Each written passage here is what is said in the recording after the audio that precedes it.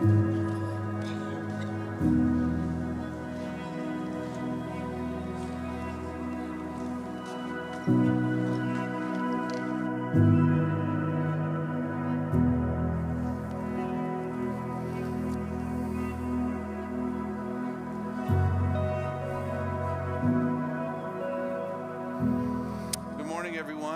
to see you here. We're happy you're here.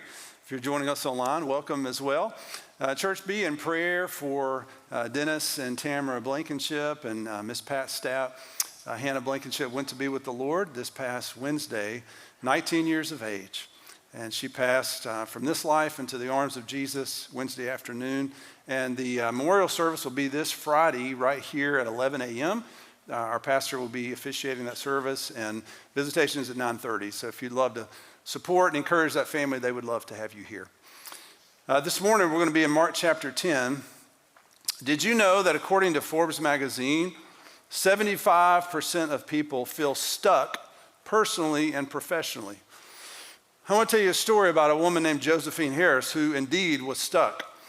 She lived in New York City in 2001. She went to out and about as she normally did, and she was unfortunately hit by a car and threw her up in the air, and thankfully she survived, but she did land on her side and injured her leg, and naturally she was taken to the hospital, and thankfully she was okay. She actually checked herself out of the hospital the very same day. They put a brace on her leg, and she tried to move on with life. About 3 months later, she was at work one day, which was in the North Tower of the World Trade Center. And the date was September 11th, 2001. She worked for the Port Authority. She was on the 73rd floor. And as you remember well, at 8:46 a.m., everything changed for her and for the world when American Airlines Flight 11 crashed into that tower and exploded. She tried to get out as quickly as she could. She had a bad leg, so she was slow. She was hobbling along. She started going down step after step, and she made it down about 50 flights of stairs and got to the point where she was just exhausted. And she sat down there on floor number 20, and she just started to cry. And she was tired. She was scared. She was alone. She didn't know what the future held for her. At that moment, or close to that time, here comes 6 firemen from New York Fire Department. They climbed up the stairs. You know, those guys carry, some of you are firemen, you know this better than I do. Some of them, they carry like 110 pounds worth of equipment.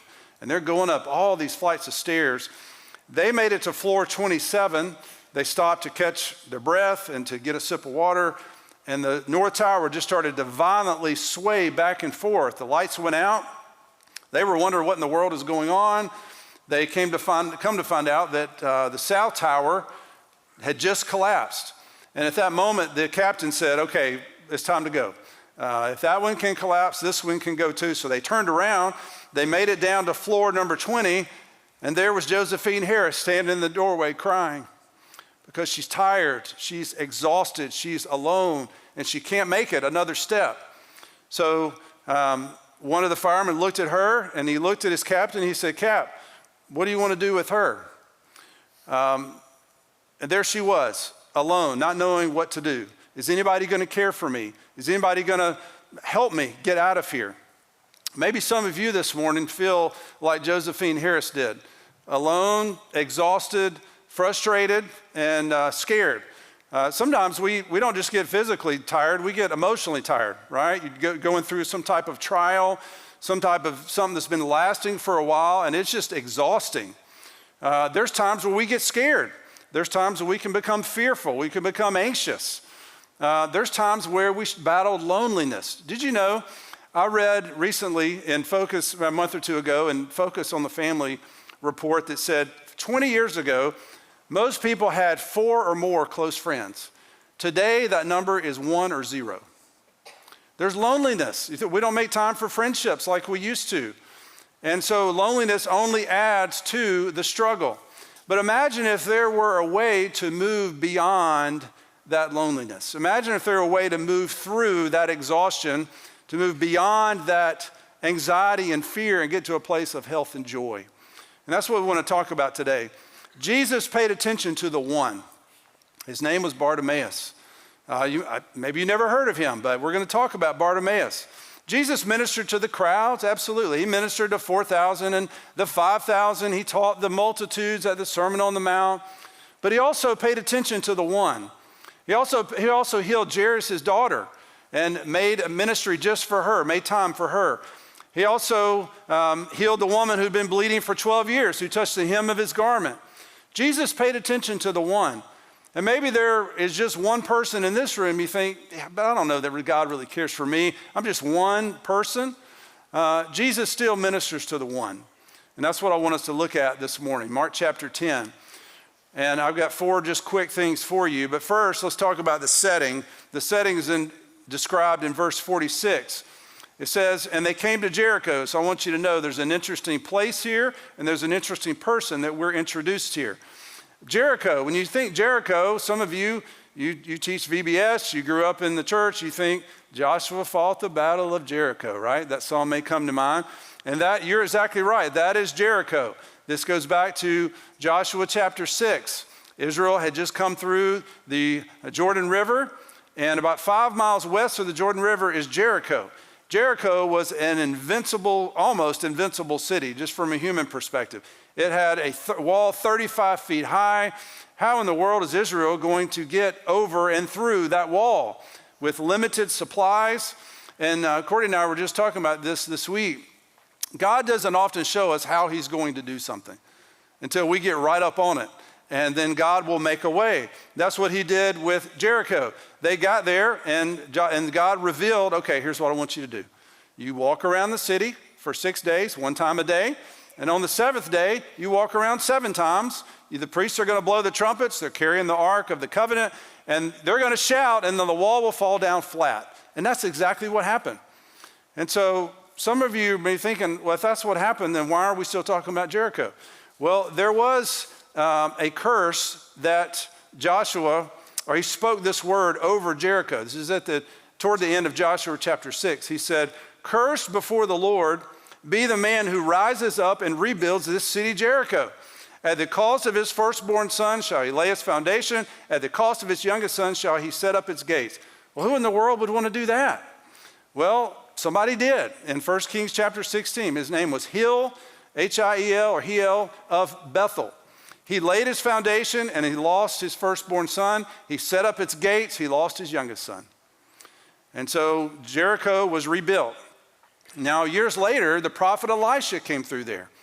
And the prophet Elisha healed, God worked through him. He threw, I believe it was salt that he put down. He threw down in the water, and the water was purified.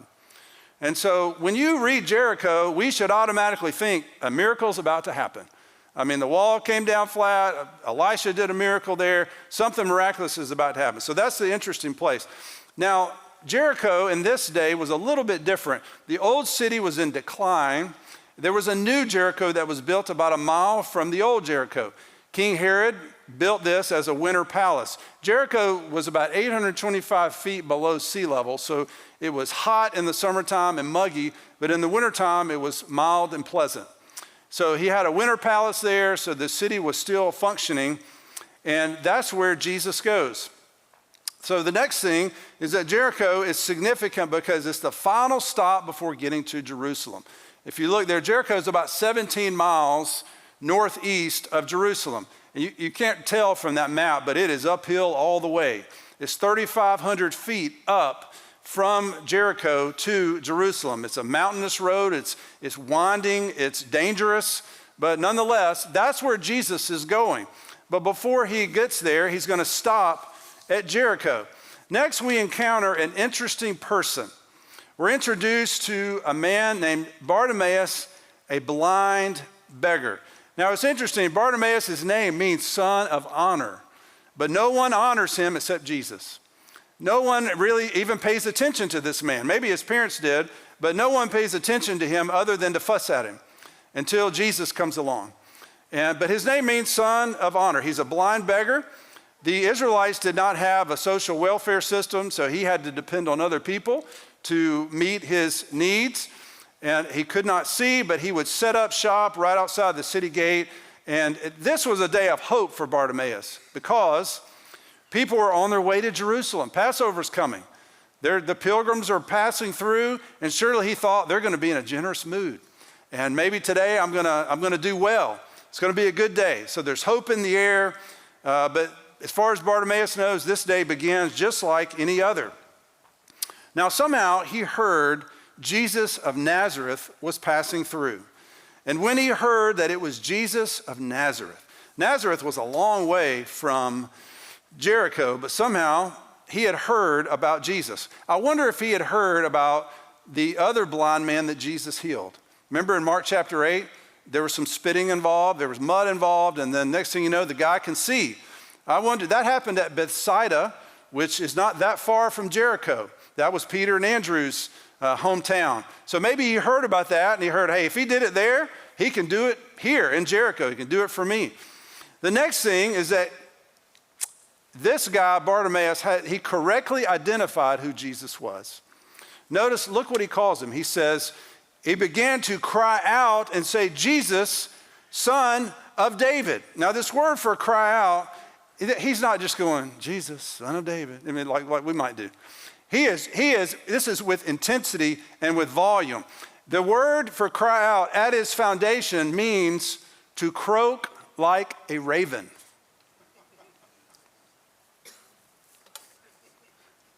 Wait on Josh. Yeah, there we go.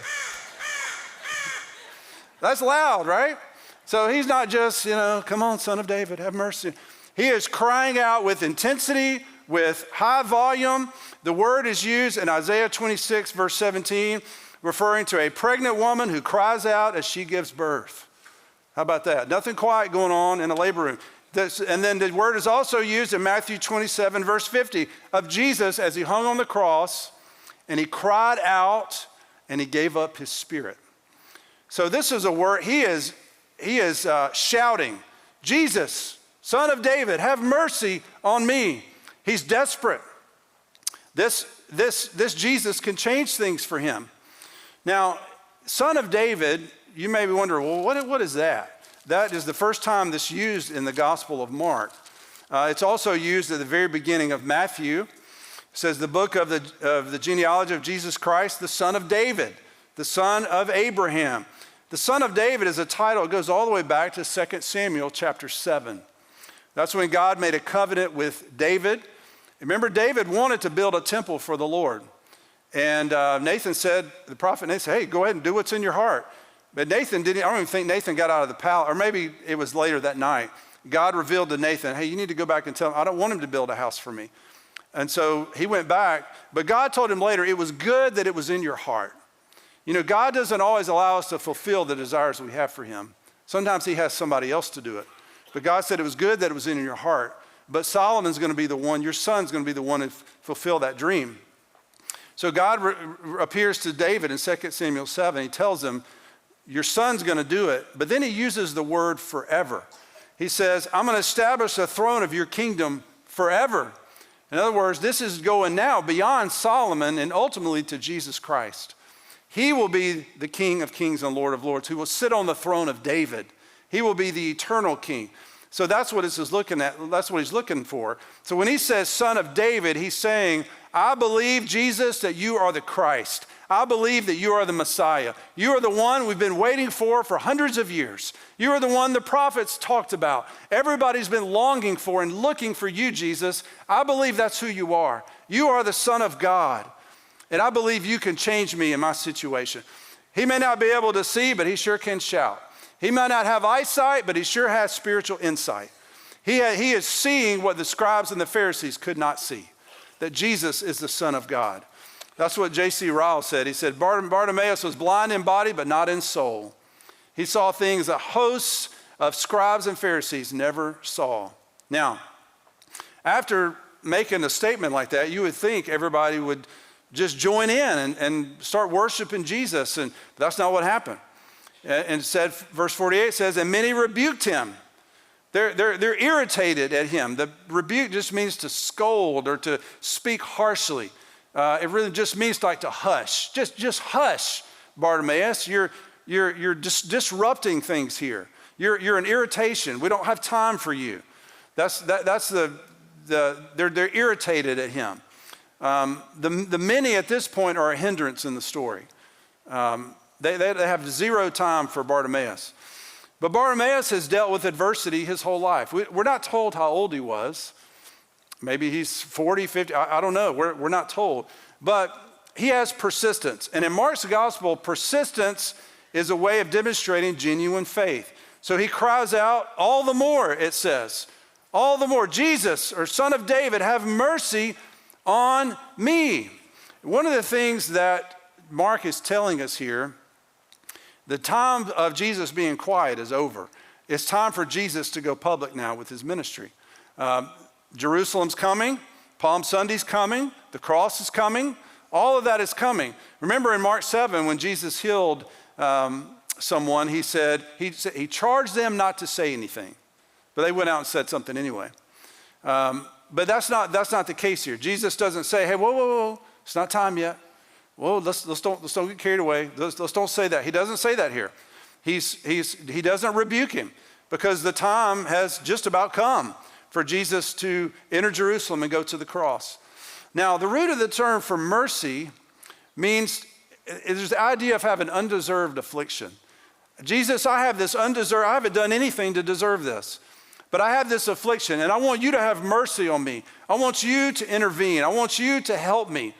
Here's a verse the last couple of days that has ministered to me. Psalm 116, verse 1. I love the Lord because he heard my voice and my pleas for mercy. Here's another one, Isaiah 30, verse 19. For a people shall dwell in Zion, in Jerusalem. You shall weep no more. He will surely be gracious to you at the sound of your cry. As soon as he hears it, he answers you. He doesn't delay. He answers you. Now, for some of you, what Satan would love for you to believe is God's too busy. You don't need to, you just like the many are going, hey, just be quiet. That's what he wants you to believe. Don't take that need to him. He's busy. He's got 8.2 billion people to look after. He doesn't have time for you. He doesn't care about your one need. That's what he wants you to believe. And nothing could be further from the truth. Jesus listens to Bartimaeus. Out of all the people there, this one person catches his attention. Now, here's the first point. Inviting Jesus into our genuine need leads to change. Inviting Jesus in our genuine need leads to change. Do you remember back in, I don't remember, it was chapter 4, I'm not sure, when Jesus the disciples are in the storm on the Sea of Galilee? Do you know when they got to the other side? It says when Jesus got into the boat. There are seasons in life, there are storms that we go through, and we refuse sometimes to invite Jesus into the situation. Maybe pride, maybe, well, I don't know that he really, cares about this situation. But when we invite him in, things change. I want to share a story with you. It's a little lengthy, but it has ministered to me so much over the years. And I've read it numerous times. I've heard the person say it in just online, but I hope it will minister to you. And it's a story of Pastor Jim Cymbala, who's at Brooklyn Tabernacle, who's been there 50 plus years. He tells the story of, this is in his book, Fresh Wind, Fresh Fire, of when his oldest daughter was away from the Lord. They have 3 children. His oldest daughter's name is Chrissy. When Chrissy was 16 years old, that's her all the way to the right there. When Chrissy was 16 years of age, she began to pull away from her parents. And she began to pull away from the Lord. Up until that time, had really been a model child, and he, of course, had been a pastor for years, but she began to pull away, and he said there were nights where they didn't even know where she was. She got pregnant in the meantime. She was dating someone they certainly didn't approve of, but nonetheless, that's just where she was. She got pregnant and hid it from them. Finally, I want to say 7 or 8 months in, her mom just finally looked at Miss Carol and just said, "Are you pregnant?" That was the state of their family at the time. And Pastor Cymbala said he would drive from the 25-minute drive from his home to church on Sunday mornings and just cry the whole time. He would cry the whole way and think, Lord, God, how am I going to get through these 3 meetings today? How can I minister to other people? My family's falling apart. I don't have anything to give. And he said God would just pull him together and God would just minister to him. In the midst of all of that going on with their child, Miss Carol, his wife, had to have a major surgery. And it did a number on her. In fact, Satan began to attack her. Satan came to her and said, hey, you and Jim, you go ahead and have your ministry here in New York. I'm going to have your children. I've already got one. I'm coming after the other two. And she just was overwhelmed with fear and discouragement. And she went to Jim and said, we need to leave. She said, Satan's already gotten one of our children. We've got two more. I'm going to get them out of here. You can stay, but I'm going to go. And he said, we can't just leave. We can't just leave what God's called us to do. And thankfully she stayed. But in that dark place where Miss Carol was, she wrote this song. Has anybody been ministered to that song, by that song, He's Been Faithful? I don't know if you've heard that song. If not, you should look it up. And they recorded it decades ago. But here's some of the words. Sitting in a hospital room, Miss Carol wrote this song. In my moments of fear, through every pain, every tear, there's a God who's been faithful to me. When my strength was all gone, when my heart had no song, still in love, He's proved faithful to me. Every word He's promised is true. What I thought was impossible, I see my God do. And the chorus just simply says, He's been faithful to me. Looking back, His love and mercy I see. Though in my heart I have questioned, even failed to believe, yet He's been faithful to me. Powerful song in the midst of that dark time. Now, they were still struggling with their daughter. And Pastor Simba said he would pray and then he would try to act. He said, I tried everything on her. I argued with her. I tried to manipulate her with money. I scolded her. He said, I did everything I knew to do. And every time I would do that, she would get further away, further and further away. He said, finally, God convicted him that he just needed to pray and stop talking to her and talk only to the Lord. And maybe for some of you, that may be the takeaway right now. Whatever you're in, you need to stop talking to everybody else and talk only to the Lord.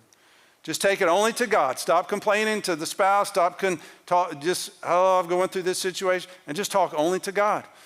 He said, God convicted him of the verse. I think he's talking about Psalm 50, verse 15, where it says, in the day of trouble, call to me and I will answer you. So he claimed that verse and he just began crying out to God. He said he got where he started praising God, even though she hadn't come back yet. He would just praise God. Say, God, I praise you for what you're going to do. I praise you that you're working. I praise you that you're a faithful God. He said, finally, one night, February, cold night, at their prayer meeting. And if you've never been to their prayer meeting, it's worth going there just to go to the prayer meeting. I've been several times. You have to get there early to get a seat. So go there, go serve lunch at the Bowery Mission, go feed the poor, and then go there and pray at night. That'll be a day in New York City. Forget the touristy stuff. Go do that, and it will do more good for you than some of the other stuff. But they go to the prayer meeting, and a sister in the Lord wrote a note and sent it to him and said, can we stop and pray for your daughter? And so he asked another pastor to come up and do that. And he said that worship service turned into a labor room. This is what he said. He said, there arose a groaning, a sense of desperate determination, as if to say, Satan, you will not have this girl. Take your hands off her. She's coming back. He said he went home that night and Miss Carol was waiting up for him. He said they sat down and he said, it's over. And she said, what's over? He said, this whole thing with Chrissy, it's over. He said, if there's a God in heaven, I'm telling you, it's over. He said 32 hours later, that was Tuesday night, early Thursday morning, here comes Chrissy walking in the door. She walks in the door, Miss Carol goes up and gets Jim and she can't believe that she's here. She's back, it's you she wants to see. He comes down, she's on her hands and knees in the kitchen, rocking back and forth, sobbing. And Pastor Selma comes over, she grabs the pants of his leg and she goes, Daddy, Daddy, I've sinned against heaven. I've sinned against God. I've sinned against you. And Mommy, I've sinned against myself. Please forgive me. And of course, he just grabs her and holds her and they just sit there and cry. They just weep. And she, all of a sudden, she pushes back and she goes, who was praying for me Tuesday night? And he didn't say anything at first. And she said, God woke me up in the night and I felt like I was going down into the abyss and there was no bottom to it. And it scared me, and I realized how rebellious I've been. But she said, at the same time, I felt God wrap his arms around me and say, I still love you. And she came back to the Lord. You know, that went on for 2.5 years. But they invited Jesus into the situation, and God did a miracle. And I could read that story over and over and over, and it just ministers to me every single time. There's another couple things I want you to see. Verse 49, Jesus stopped. I looked that up to see if that is anywhere else in Scripture, and I couldn't find it. And Jesus stopped.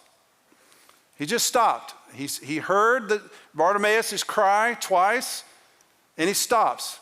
One source said he stood for Bartimaeus like he stood for Stephen in Acts chapter 7. He stops and he pays attention. And he says, call him. Now the word for call in its root, this is so interesting. It refers to a sound or noise by musical instruments. This is literally music to his ears. No one has paid attention to him except to fuss at him. And now Jesus, the Son of God, the Son of David, says, call him. And he's going, oh my goodness, this is it. This is my moment. Everything could change. Finally, everything's going to change. And the people said, and they called the blind man saying, take heart, get up, he's calling you. Take heart just means like, be of good cheer, cheer up, it's all right. Eugene Peterson translated it, it's your lucky day. You know, things are changing for you. Here's the second thing. Jesus' concern for the one can change everyone involved. Jesus' concern for the one can change everyone involved. The many had no time for Jesus until Jesus stopped. When Jesus stopped and paid attention to him, now all of a sudden they're interested in him. And they're paying attention to him. There's someone at your work, there's someone in your neighborhood, nobody pays attention to except to fuss at. But if we would stop and give attention to him, then maybe others would go, well, yeah, we need to pay attention to him as well. Jesus stopped. It changed everything. Jesus in Luke 15 told this story. What man of you, having 100 sheep, if he has lost one of them, does not leave the 99 in the open country and go after the one that is lost? If a man would do that, certainly God would do much more. God does care for the one. Jesus says there's more rejoicing in heaven over one sinner who repents than of the 99 righteous who don't need to. There's joy. Jesus stops. He pays attention. Then in verses 51 and 52, Jesus asks him the question. Same question he asked the guys last week. What do you want me to do for you? You know, if Jesus were to ask you that today, what would you say? I've thought about that before. If Jesus were to say, what do you want me to do for you? What would you say?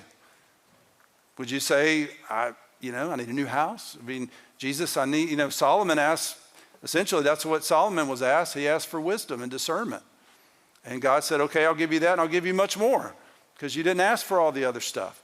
But Jesus asked him, what do you want me to do for you? And it's a question designed to get to the heart of the matter. What is it you're really wanting?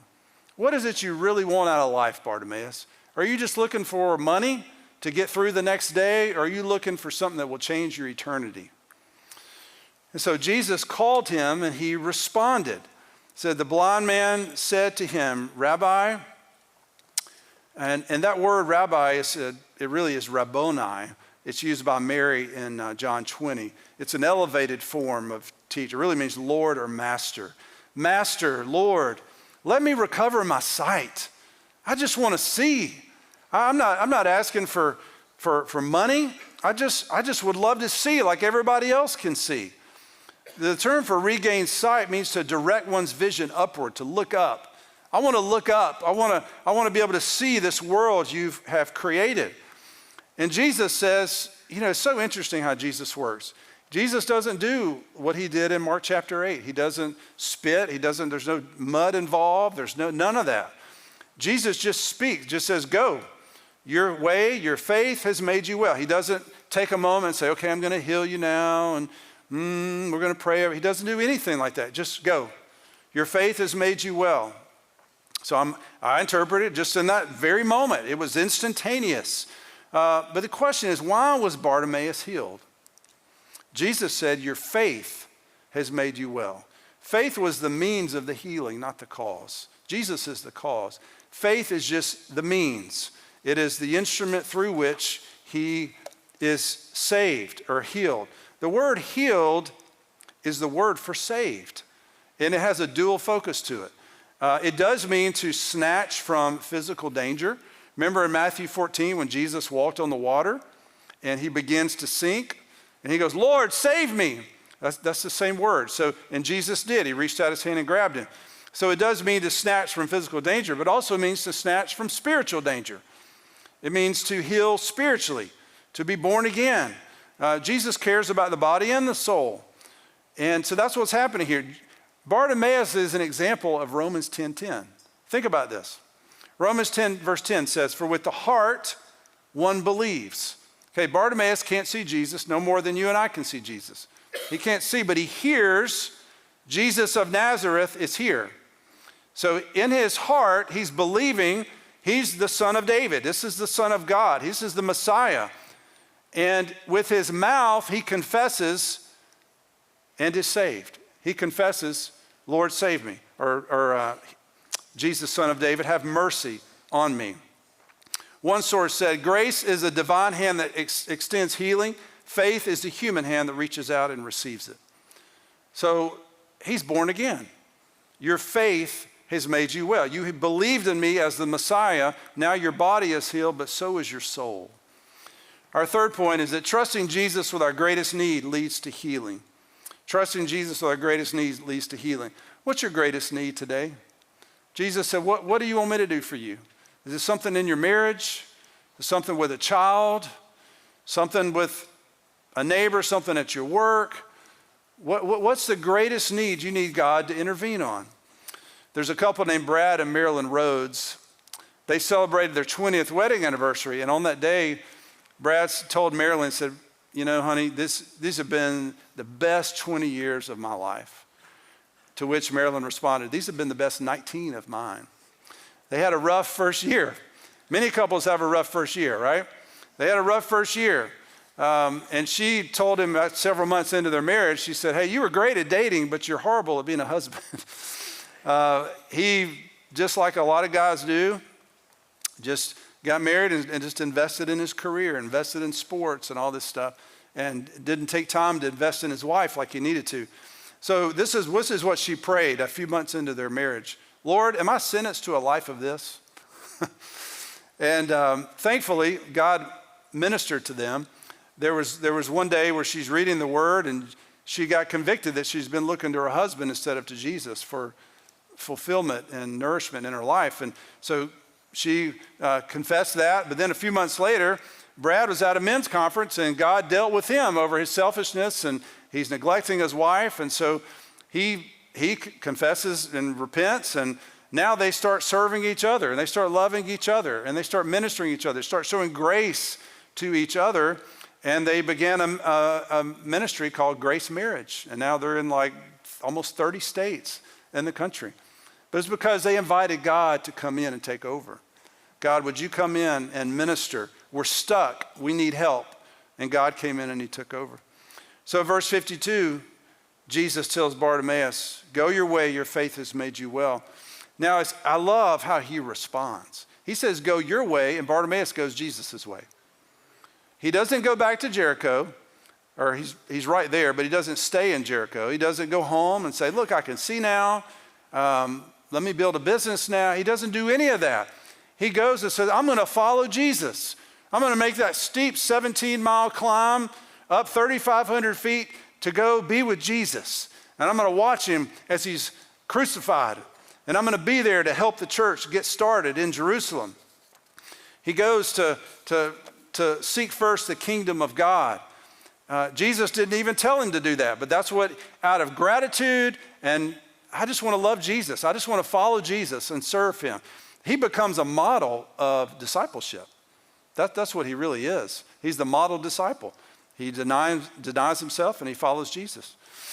So Bartimaeus would no longer be the blind beggar. He would be a contributor to the kingdom of God. So one final point, Jesus' concern for the one must become our concern. Jesus' concern for that one person who irritated everybody else, that must become our concern. You see, the story turns here, and now Bartimaeus begins to follow Jesus on the way. And now he's going to join the movement. He's the new recruit now who's going to have care for the one just like Jesus did.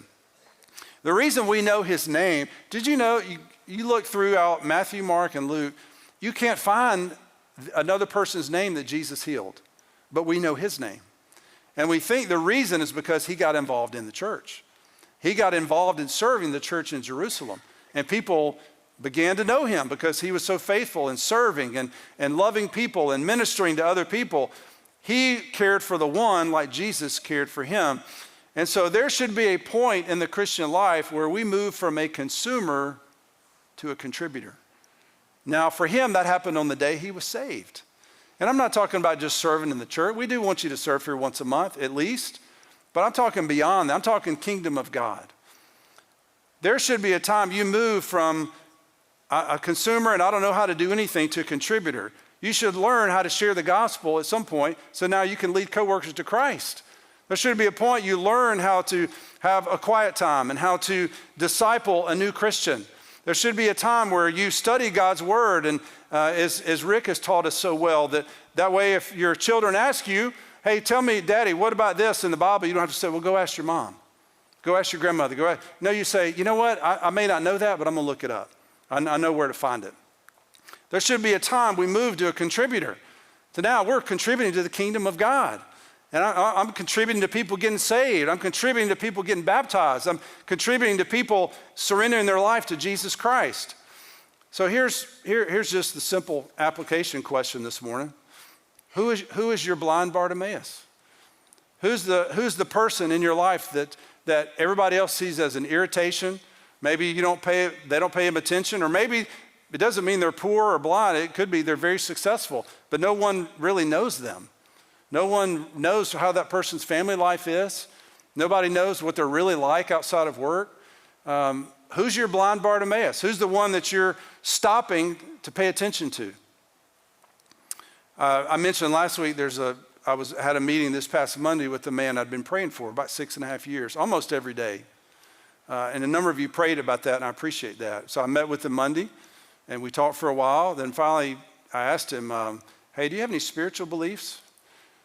And he kind of paused for a second. He goes, well, I'm not an atheist. And I said, well, that's good. And he said, I'm agnostic. I said, what does that mean? And he told me, we went back and forth, and a very, very good conversation. But toward the end of all that, he says, you know, I'm really unconvertible. That's what he told me. And I said, I'm not giving up on you. So I'm not giving up on you. I said, people didn't give up on me. I'm not giving up on you. And so Courtney mentioned a book to order for him. So I've ordered the book. I've got it at home ready to give to him. So I'm just going to keep at it. But he's my one. He's my one that I'm praying for, that almost every day, praying for his wife. He said, my wife's an atheist. I said, okay. So I'm praying for her. I've been praying for her too. But there should be one person in your life, at least one, that you're praying for, that you're seeking to have gospel conversations with, that you're trying to minister to. So the captain had a decision to make. One of the guys said, hey, so Cap, what do you want to do with her? So Captain is sitting here looking at Josephine. She obviously can't go far. The building's about to collapse. At the same time, they'd love to get out of there too, so it doesn't collapse on them. And so he looks at her and he goes, well, all right, let's take her with us.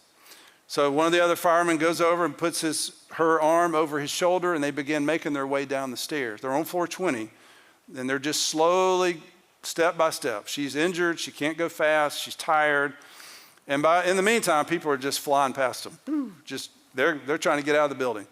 And naturally, it was a little irritating. Oh, well, we'd love to be going fast too, but we're helping her. So they kept doing that. They got down to floor number 4, and she just collapsed. I can't do anymore. I'm exhausted. And she begged them, please, just you guys go on. I'll be fine. You just go on. Well, they're not going to leave her there. So the captain goes, and he's looking around the floor number 4, trying to find a chair so she can at least sit in and rest for a little bit. Right before he gets back to the stairwell, the building starts to collapse. He dove for the stairwell. Everything comes down. It's the sound of just screeching steel. And they said the wind was like a tornado. It blew one of the firemen down 2 flights of stairs. Just dust and rubble and sheetrock, all of that just flying everywhere. All of that settled, and they're covered, but almost took a second to go, wait a minute, we're still alive. We survived, all 6 of them, plus Josephine. And the radios still work, and they called for help, and they spent the next 3.5 hours trying to dig out of the rubble and dust, and they finally saw a ray of light, and they realized they were on the top floor. The 4th floor had become the top floor. And that stairwell they were in had become a lifeboat for them. Everything else collapsed around them, but they were safe in that stairwell. And what they realized when they reflected upon it is because they stopped and cared for the one, for Josephine, it saved their lives. If they would have gone down to the lobby like everybody else was hurrying to do, that building would have fallen right on top of them. They cared for the one, and it saved their lives. Jesus cared for the one, and it changed Bartimaeus' life. Who is one person this week you can care for, you can minister to, and it just might change their life? Let's stand and pray about that.